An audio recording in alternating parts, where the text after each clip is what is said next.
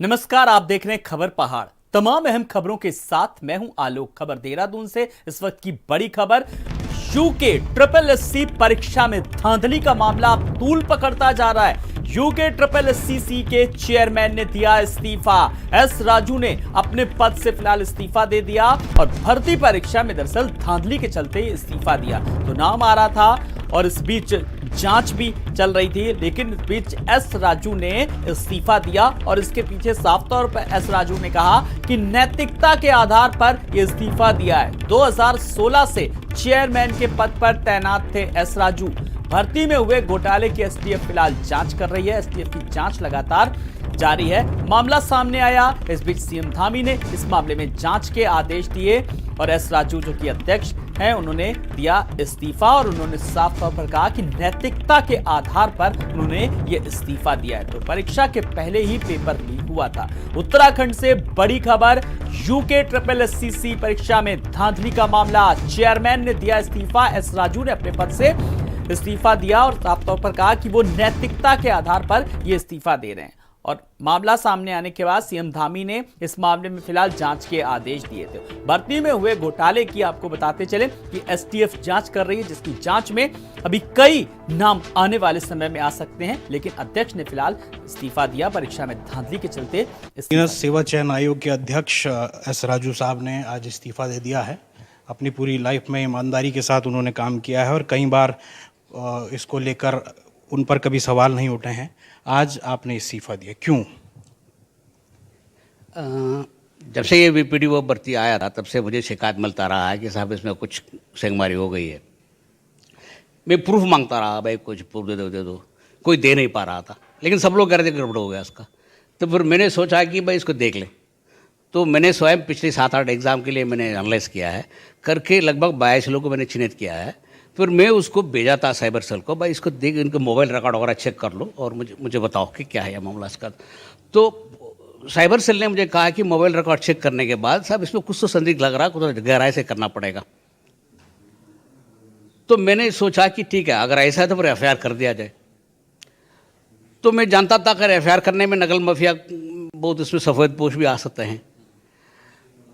अगर मुझे simply FIR जो है, मैंने फैसला लिया है कि सोमवार को कर दें, 18 तारीख को।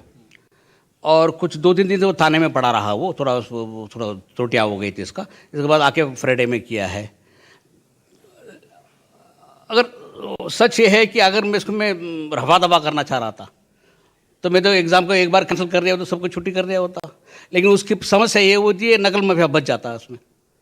एग्जाम करने को सब खुश हो जाते हैं, बच्चे भी खुश हो जाते हैं और नकल माफिया भी खुश हो जाते हैं, सब लोग, मैं भी खुश।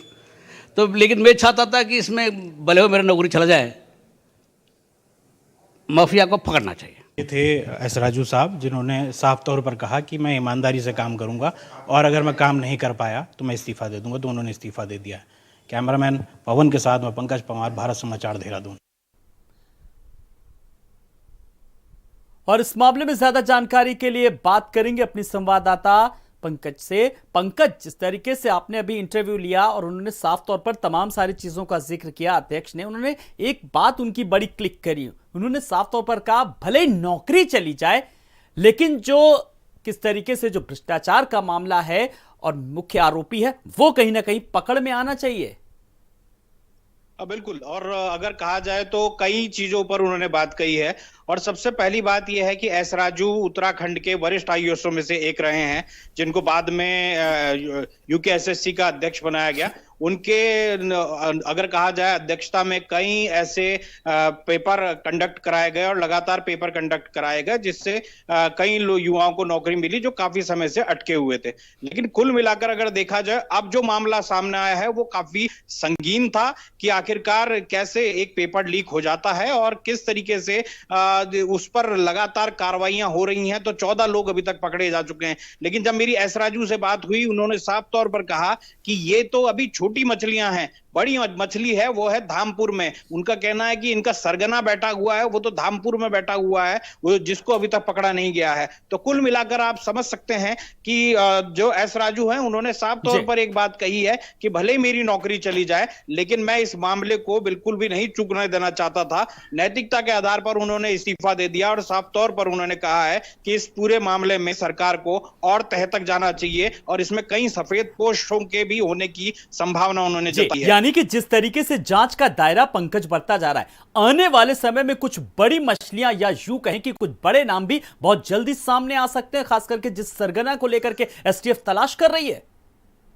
हाँ बिल्कुल। और अगर वो एस राजू को पता है कि कौन आदमी वो है, तो अगर वो एसटीएफ को भी पता होगा, क्योंकि लगातार एस राजू उनको इनपुट दिए जा रहे थे एसटीएफ को।